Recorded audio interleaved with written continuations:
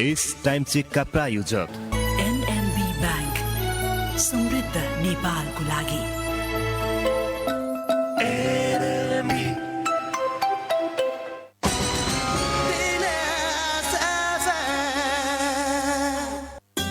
यस दिनेश खबरका साथमा मेडलाइफ, तपाईसँगै जीवनमा अघि बढ्दै।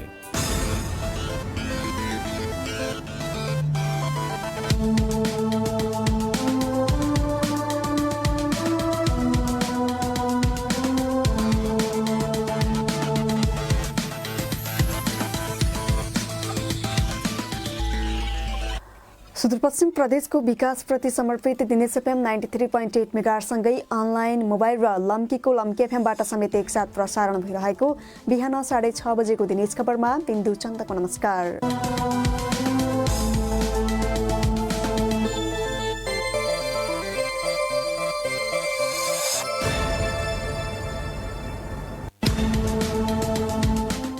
सुरुमा प्रसारणका प्रमुख खबरहरू।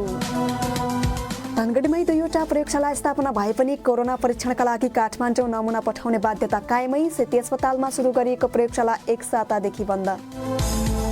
सुदूरपश्चिमबाट सङ्कलन गरिएका 6200 बढी नमुनाको PCR र र्यापिड टेस्ट विधि मार्फत कोरोना परीक्षण।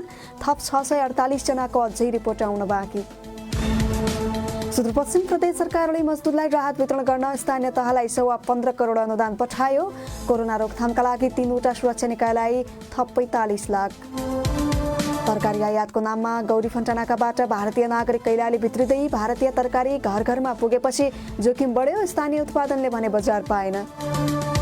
र कैलालीमा लकडाउनको मौका छोप्दै गहुँ थ्रेसिङ गर्दा मनपरी बढेको किसानहरूको गुनासो। एक अर्काको जिम्मेवारी भएको भन्दै नियमनकारी निकायहरूको पन्छिने प्रयास। कोरोना भाइरसबाट बस्न नियमित रूपमा साबुन पानीले हात धौँ, अनावश्यक भिडमा नजाउँ, खोक्दा वा हाच्छिउँ गर्दा आफ्नो नाक र मुख ढाकौँ, सकिन्छ भने मास्कको प्रयोग अनिवार्य गरौँ। दिनेश एफएमद्वारा जनहितमा जारी सन्देश।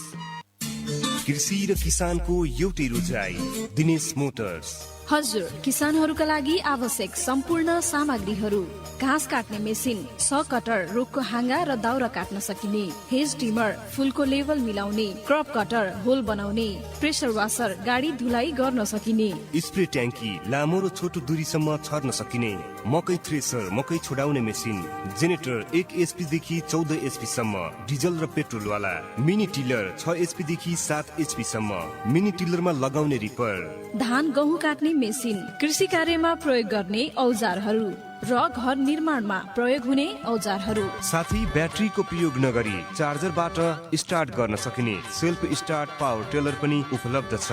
कृषि र किसानका लागि Dinesh motors private limited, Sudurpashchim bus व्यवसायी समितिको शपिङ कम्प्लेक्स, धनगढी 416 192।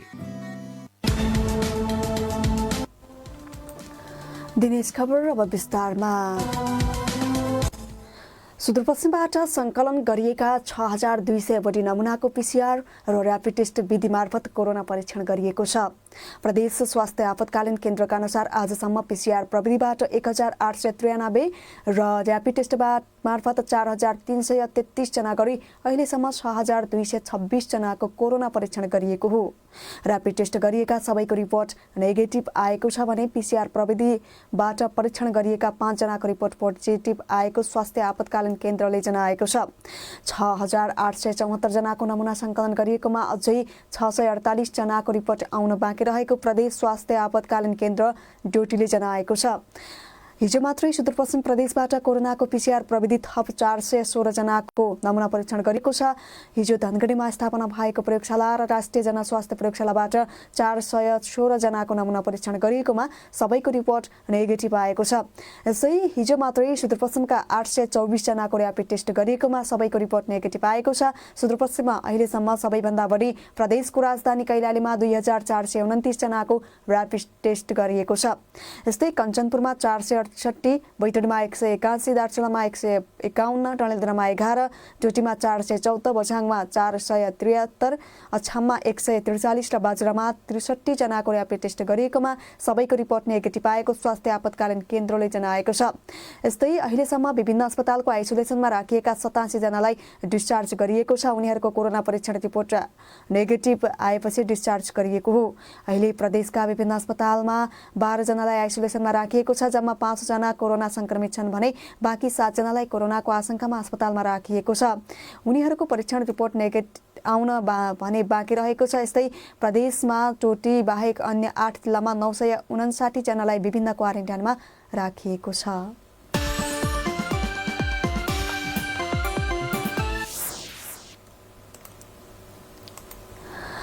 धनगढीको पशुपक्षी अन्वेषण प्रयोगशालामा जडान गरिएको आरटीपीसीआर मेसिनमा 2 जनाको रिपोर्ट पोजिटिभ देखाएको छ। तर 2 जना सुदूरपश्चिमका भने होइनन्। प्रयोगशाला स्रोतका अनुसार सुर्खेतबाट ल्याइएको 79 थ्रोट स्वाबको नमुना परीक्षण गर्दा 2 जनामा कोरोनाको संक्रमण देखाएको हो।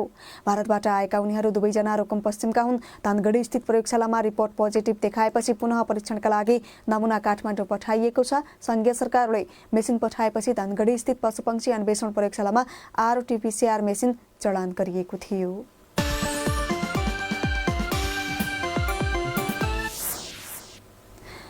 सुदूरपश्चिम प्रदेश सरकारले कोरोना भाइरस कोभिड-19 मा अति विपन्न, असहाय तथा ज्यालादारी गुमेका परिवारका सदस्यलाई राहत वितरणका लागि छुट्याएको बजेट स्थानीय तहलाई पठाएको छ।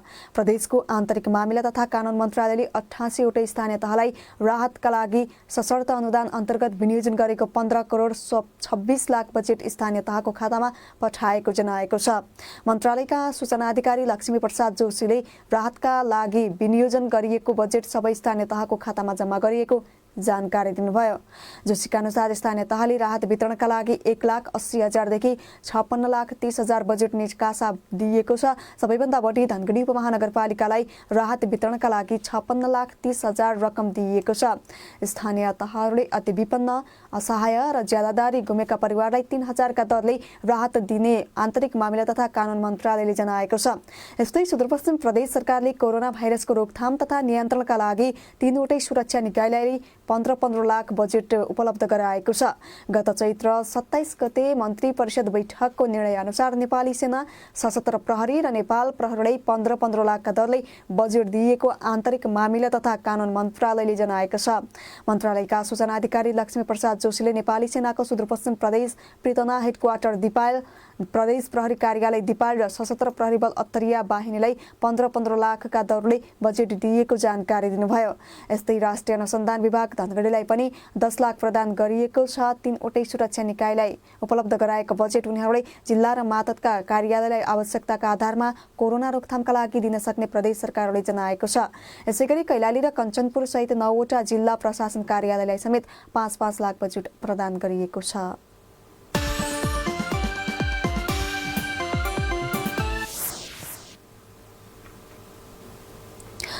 धनगढीमै 2 वटा प्रयोगशाला स्थापना भए पनि कोरोना परीक्षणका लागि काठमाडौँ नमुना पठाउन पर्ने बाध्यता कायमै रहेको छ।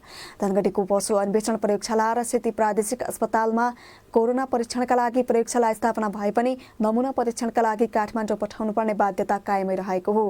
धनगढीमा स्थापना भएका प्रयोगशालाले दिने नतिजा स्पष्ट नहुने भन्दै अधिकांश नमुना अहिले पनि काठमाडौँ पठाउने गरिएको छ। यस्तै सेती प्रादेशिक अस्पतालमा स्थापना गरिएको प्रयोगशाला भने झण्डै 1 सातादेखि बन्द रहेको छ। सुनौ सहकर्मी नवराज पनेरोको रिपोर्ट।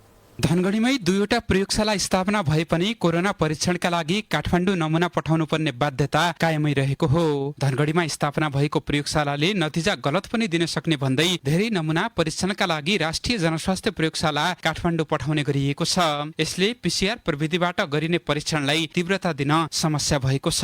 प्रदेश जनस्वास्थ्य प्रयोगशालाकी निमित्त प्रमुख अस्मिता सापकोटा 12 घण्टा टोटल मान्छे खर्च गर्यो भने त धेरै गर्न सकिन्छ। अब अफिस टाइम भनेको अब 10 to 5 अथवा 10 देखि 7-8 बजीसम्म गर्ने हो भने अब 2 इयर जति चलाउन सकिन्छ 150 जस्तो रन गर्न सकिन्छ त्यसमा चाहिँ म्यान पावर पनि एभाइलेबल हुनु पर्यो प्लस 2 टाइमसम्म चाहिँ खट्नलाई चाहिँ अब 2 इयर वाला म्यान पावर हुनु पर्यो। सेती प्रादेशिक अस्पतालमा स्थापना भएको प्रयोगशालामा 1 घण्टामा 1 जनाको नमुना परीक्षण गर्न सकिने भनिएको थियो भने धनगढीको पशु अन्वेषण प्रयोगशालामा स्थापना भएको कोरोना परीक्षण आरटीपीसीआर मेसिन मार्फत 4 घण्टामा 96 जनाको नमुना परीक्षण गर्न सकिने भनिएको थियो। तर पशु अन्वेषण प्रयोगशालामा कोरोना परीक्षणको मेसिन जडान भएसँगै सेतीको प्रयोगशाला बन्द भएको छ भने पशु अन्वेषण प्रयोगशालामा पनि अहिलेसम्म क्षमता अनुसार परीक्षण भएको छैन।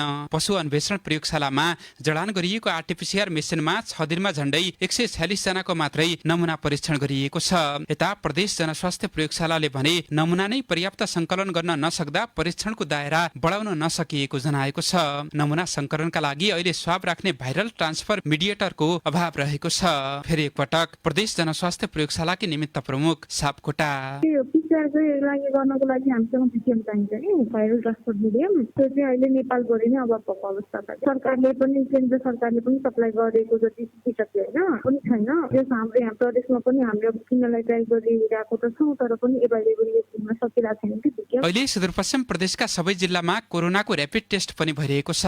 तर र्यापिड टेस्ट धेरै विश्वासिलो नभएको दाबी चिकित्सकहरूले नै गर्दै आएका छन्। त्यसैमा र्यापिड टेस्टमा पोजिटिभ देखाएका व्यक्तिको पीसीआरमा नेगेटिभ र र्यापिड टेस्टमा नेगेटिभ देखाएका व्यक्तिको पीसीआरमा पोजिटिभ रिपोर्ट देखाउन थालेपछि झनै अन्यलता बढेको छ।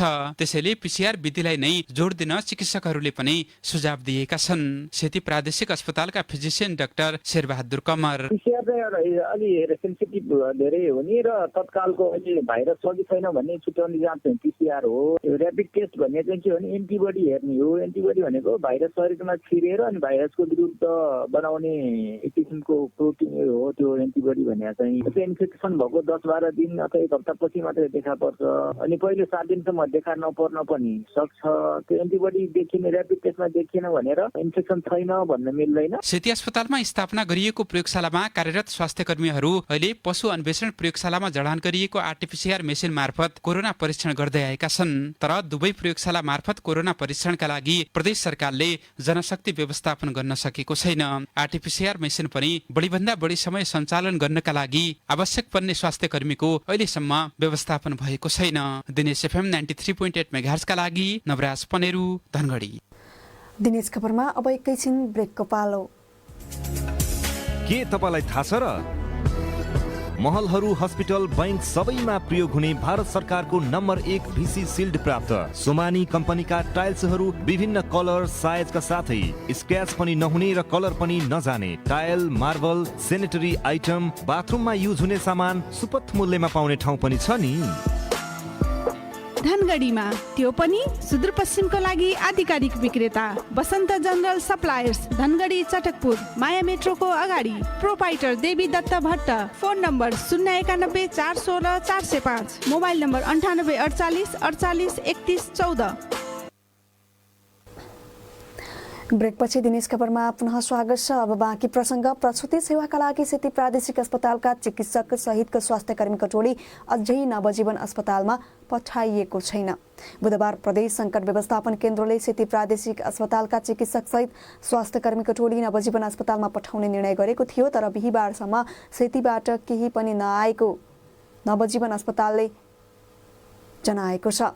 नवजीवन अस्पतालका सञ्चालक योगेन्द्र ओझाले प्रसुति सेवा सञ्चालनका लागि सेतीबाट स्वास्थ्यकर्मी कोही पनि नआएको बताउनुभयो। अहिले प्रसुति सेवाका लागि आउनेहरूको सङ्ख्या धेरै रहेको बताउँदै उहाँले 3 शिफ्टमा कर्मचारी खटाएको बताउनुभयो।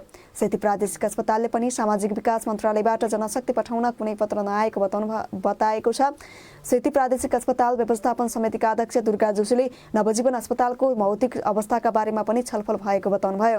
प्रदेश सङ्कट व्यवस्थापन केन्द्रको बुधबारको बैठकले सेतीमा प्रसुति सेवा सञ्चालनमा समस्या देखिएको भन्दै नवजीवनमा प्रसुति सेवा सञ्चालन गर्ने निर्णय भएको र त्यसका लागि सेतीबाट स्वास्थ्यकर्मी पठाउने निर्णय गरेको थियो।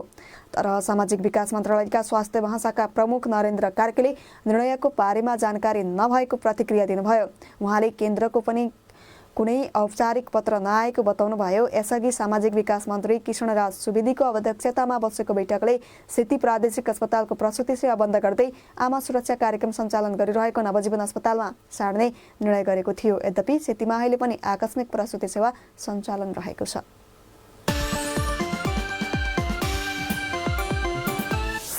कैलालीमा लकडाउनको मौका छोप्दै गहुँ थ्रेसिङ गर्दा मनपरी बढेको किसानहरूले गुनासो गरेका छन्। गत वर्षको तुलनामा यस वर्ष गहुँ थ्रेसिङ गर्दा थ्रेसर मालिकहरूलाई झण्डै दुब्बर बढी गहुँ दिनु परेको गुनासो किसानहरूले गरेका छन्। प्रदेशको अस्थायी राजधानी धनगढीमा गहुँ थ्रेसिङ मनपरी भए पनि नियमनकारी निकाय भने मौन छन्। स्थानीय तह, प्रदेश सरकार र स्थानीय प्रशासन एकअर्काको जिम्मेवारी भएको भन्दै पन्छिने प्रयास भएको छ। सुनौ सहकर्मी भुवन भट्टको रिपोर्ट। लकडाउनका कारण जेनतेन गहुँ काटेका कैलालीका किसानलाई गहुँ भित्र्याउन पनि निकै समस्या हुन थालेको हो। थ्रेसर मेसिन सञ्चालकहरूले मनपरी ढंगले मूल्य तोकी गहुँ थ्रेसिङ गराउन थालेपछि किसानहरू समस्यामा परेका हुन्। धनगढी उपमहानगरपालिका 6 जालीका किसान बुद्धिराम चौधरी बन्दले गर्दा पनि अब एक त सबैलाई अलिकता फाइदा भयो कि अहिले 10 रुपैयाँ प्रति लिटर डिजल पनि घटेको छ। अनि एउटा कुरो यो अब थ्रेसर मालिकहरूको के छ भने एकता छैन, आफ्नो मनपरी छ। ल म त यतिमा गर्छु, गर्ने गरिदिन्छु, यतिमा गराउने भए गरा, नत्र म त गर्दैन भन्छन्।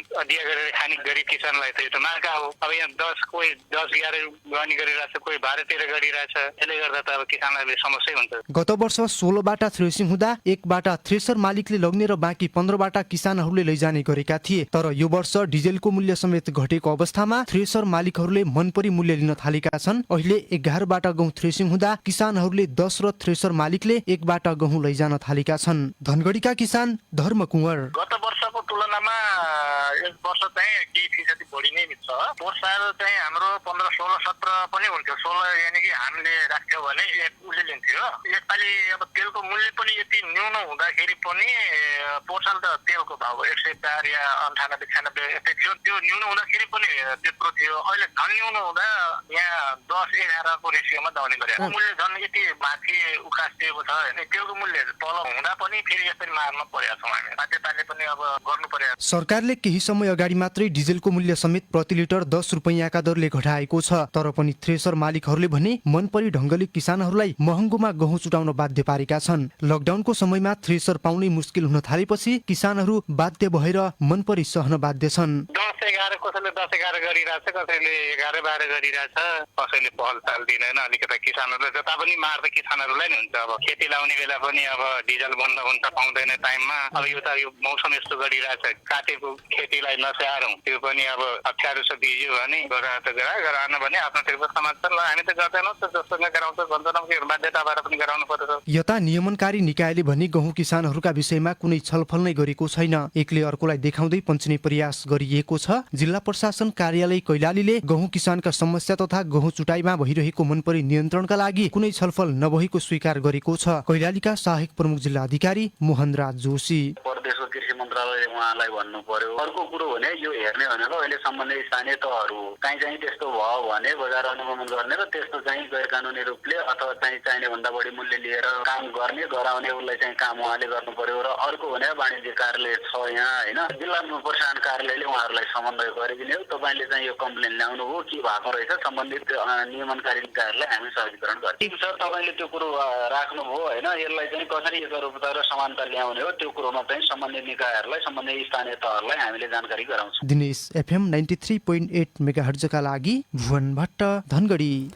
अर्को प्रसङ्ग, विश्वमा कोरोना भाइरस कोभिड-19ले महामारीको रूप लिएका बेला गौरीफन्टा नाकाबाट भने निर्बाध रूपमा तरकारी आयात भइरहेको छ। तरकारी आयातका क्रममा दैनिक ठूलो संख्यामा भारतीय नागरिक समेत कैलाली भित्रिरहेका छन्। अन्तर्राष्ट्रिय सीमा नाकाहरू बन्द गरिए पनि अत्यावश्यक सामग्री भन्दै आइरहेको मालवाहक सवारी साधनमा भारतीय नागरिक पनि भित्रिरहेका हुन्। चालक सहचालकसँगै केही अन्य भारतीय र नेपाली नागरिक समेत तरकारी आयात गर्ने सवारी साधनमा आइरहेका हुन्। यसले जोखिम बढेको छ भने स्थानीय उत्पादनको तयारी बजारसम्म पुग्न सकेको छैन। सुनौ सहकर्मी कमल साउदको रिपोर्ट।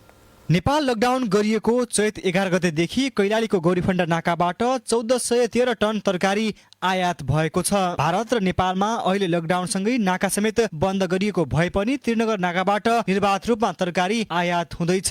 दैनिक 10 देखि 12 ट्रकहरू कैलाली भन्सारबाट नेपाल प्रवेश गर्ने गरेका छन्। भारतका विभिन्न शहरहरूबाट तरकारी आयात हुने र उनीहरूसँगै आउने भारतीय नागरिकहरूबाट समेत कोरोनाको संक्रमण फैलिने खतरा छ। धनगढीको त्रिनगर कृषि उपज हाट बजारका व्यवस्थापन समितिका अध्यक्ष भवानी सिंह चैसिर सुरुमा त धेरै मान्छे तरासी धेरै कोही पनि ठेलामा जान्थेन त अहिले त भए जतिका तपाईँको ठेलामा साइकलमा विभिन्न मान्छेहरू तरकारी नै डोलेर बेचिरहेका छन्। खै के गरिरहेको छ त्यो थाहा पाएन हामीले। त्यो त अब एकदमै भयावह हुनेवाला छ सर, किनभने उहाँहरूलाई पनि त्यो सोसल डिस्टेन्सिङको जो कुरा चाहिँ बताएको थियो त्यो कुरालाई चाहिँ उहाँ इन्डियन जति पनि ठेलावालाले छ त्यसले चाहिँ त्यो कुरालाई चाहिँ पटक पटक मान्दैन। टोल गाउँतिर हिँडेर चाहिँ उहाँहरूले चाहिँ कुनै पनि नियम कानुनलाई चाहिँ नमान्यता नगरेर चाहिँ हडबन्दीको हिसाबले चाहिँ तपाईँको 5 को 25 5 को 30 गरेर चाहिँ डबल ट्रिपल चाहिँ पैसा खाएर पनि माल पनि बेच्छ, जोखिम पनि बढाउँदैछ। त्यसलाई हो खासले प्रशासनले रोक्नु पर्ने। गत चैत 11 गतेदेखि कैलालीको त्रिनगर भन्सारबाट आलु 1030 टन, 47 टन हरियो तरकारी, 243 टन प्याज र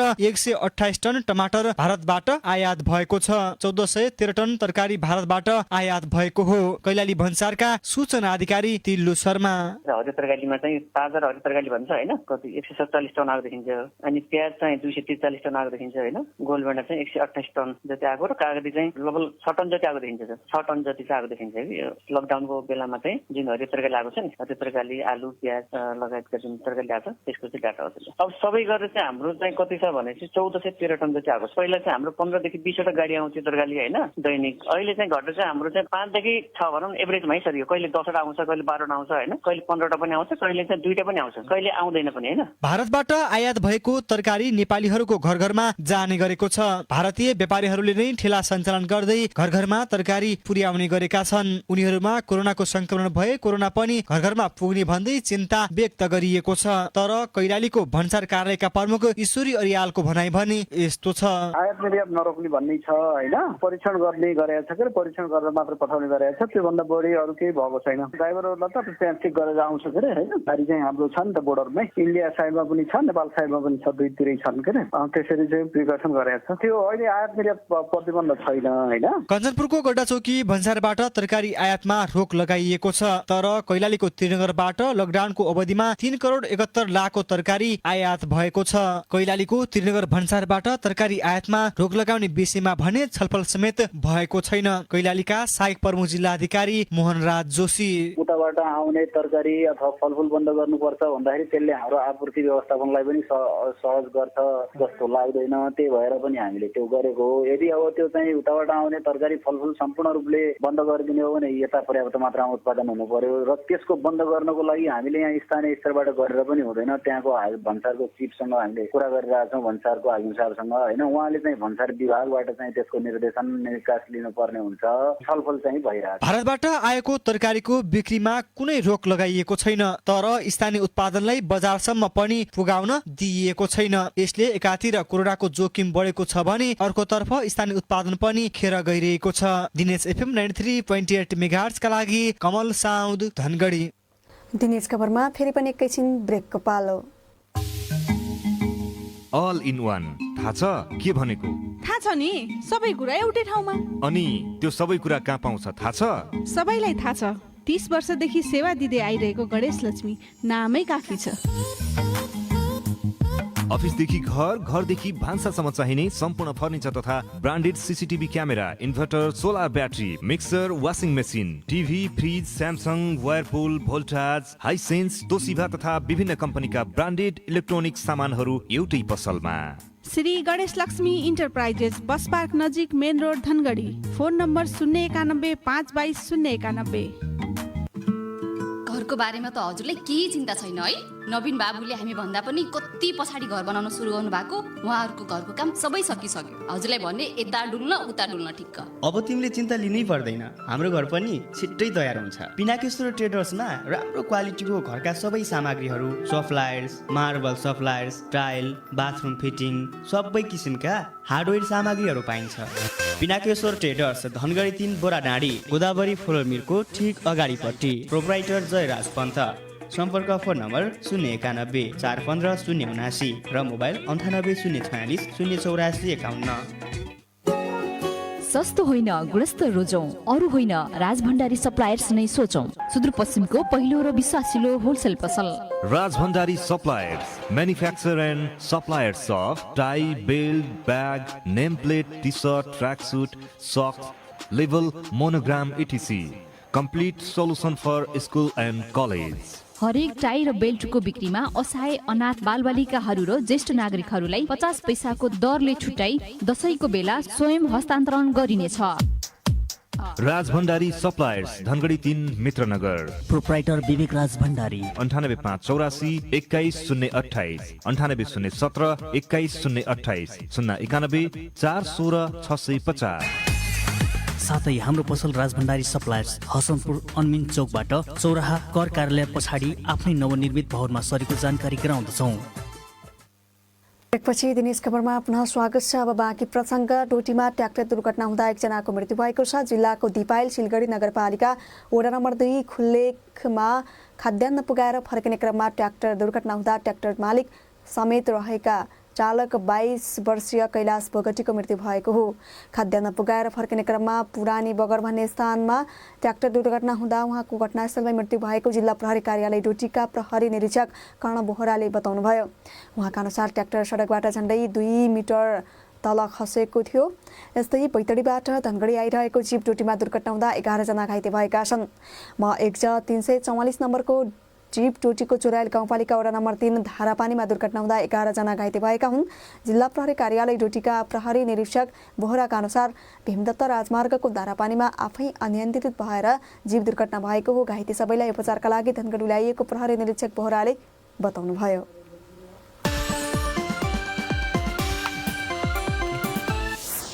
र कञ्चनपुरको महाकाली अस्पतालले कोरोना भाइरसका बिरामीको उपचारका लागि खरिद गरेका भेन्टिलेटर लगायतका उपकरण पुराना भएको प्राविधिक टोलीले औल्याएको छ।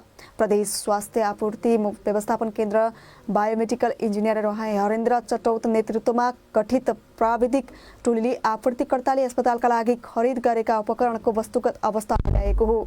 प्राविधिक टोलीका संयोजक समेत रहनुभएका स्वास्थ्य आपूर्ति व्यवस्थापन केन्द्रका बायोमेडिकल केन्द्रका इन्जिनियर चटौतले अस्पताललाई उपलब्ध गराएको भेन्टिलेटर 2015 डिसेम्बरमा बनेको ट्रलीबाट व्हीलसम्म खिया लागेको, अक्सिजन पाइपमा खिया लागेको, देब्रेपट्टिको भागमा 7-8 सेन्टिमिटर कालो दाग देखिएको बताउनुभयो। यस्तै अध्ययनका क्रममा 1 घण्टा ब्याकअप दिने ब्याट्री नभएको, डिस्प्ले र नोफ फोहोर अवस्था, सफ्टवेयर अनुरूप 2 घण्टा चलेको, क्यालिब्रेसन नगरेको र स्पेसिफिकेसन अनुरूप भेन्टिलेटरका अन्य एसेसरिज नभएको पाइएको बताउनुभयो। उक्त अध्ययन प्रतिवेदन हिजो नै महाकाली अस्पताललाई बुझाइएको बायोमेडिकल इन्जिनियर चटौतले बताउनुभयो। महाकाली अस्पतालले कोरोना भाइरसका बिरामीको उपचारका लागि भेन्टिलेटर सहितका स्वास्थ्य उपकरण खरिद गर्न आरजी सप्लायर्स प्रणाली धनगढी काठमाडौँलाई ठेक्का दिएको थियो। सप्लायर्सले पुराना उपकरण दिएको भन्दै विरोध भएपछि अस्पताल व्यवस्थापन समितिले पनि छानबिन गर्ने बताएको थियो। प्रसारणको अन्त्यमा प्रमुख खबरका शीर्षकहरू पुनः एकपटक। धनगढीमै 2वटा प्रयोगशाला स्थापना भए पनि कोरोना परीक्षणका लागि काठमाडौँ पठाउने बाध्यता कायमै। सेती अस्पतालमा सुरु गरिएको प्रयोगशालामा 1 सातादेखि बन्द। सुदूरपश्चिमबाट सङ्कलन गरिएका 6200 बढी नमुनाको PCR र र्यापिड टेस्ट विधि मार्फत कोरोना परीक्षण। थप 648 जनाको अझै रिपोर्ट आउनु बाँकी। सुदूरपश्चिम प्रदेश सरकारले मजदुरलाई राहत वितरण गर्न स्थानीय तहलाई 15.25 करोड अनुदान पठायो। कोरोना रोकथामका लागि 3वटा सुरक्षा निकायलाई थप 45 लाख।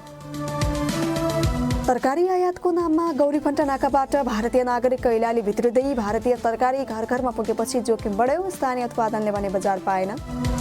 र कैलालीमा लकडाउनको मौका छुट्दै गहुँ थ्रेसिङ गर्दा मनपरी बढेको किसानहरूको गुनासो एकअर्काको जिम्मेवारी भएको भन्दै नियमनकारी निकायहरूको पन्छिने प्रयास।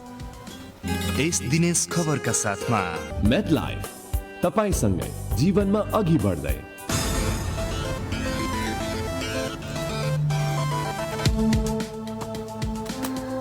हवस् त सुदूरपश्चिम प्रदेशको विकासप्रति समर्पित दिनेश एफएम 93.8 मेगाहर्जसँगै अनलाइन मोबाइल दिनेश खबरको फेसबुक पेजमा लाइभ र लम्की एफएमबाट समेत एकसाथ प्रसारण भइरहेको बिहान 6:30 बजेको दिनेश खबर सकियो। हाम्रो अर्को दिनेश खबर साँझ 6:30 बजे प्रसारण हुनेछ। तपाईँ पनि दिनेश एफएम सुन्दै र दिनेशखबर.com पढ्दै गर्नुहोला। अहिलेको समाचार बुलेटिनबाट बिन्दु चन्द बिदा हुन्छु। नमस्कार, शुभ दिन।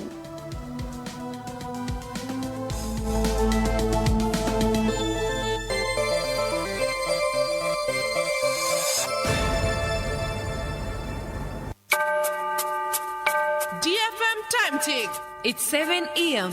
इस टाइम चेक का साथमा प्रदेश नम्बर 7 को एक मात्र आइसियू एनआइसियू भेन्टिलेटर सहितको अत्याधुनिक सुविधा सम्पन्न हस्पिटल निसर्ग